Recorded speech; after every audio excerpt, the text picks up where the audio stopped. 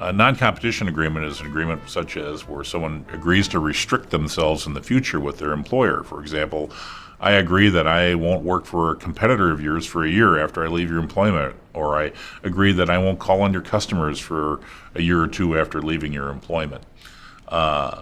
These agreements are enforceable in Minnesota provided certain requirements are met. The most important requirement is that they are supported by adequate consideration.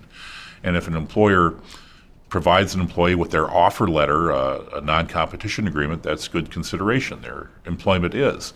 If an employer offers an employee a non-competition agreement after their employment commences, well, then the employee has to get something else for that. And that's oftentimes the way these agreements are defeated. The employer hasn't provided sufficient consideration. And sometimes they're too broad, but even if an agreement is too broad, Minnesota courts have the power to still enforce them. They just limit them to some extent. So they are enforceable in Minnesota, and employees should be aware of what they sign and what rights they have.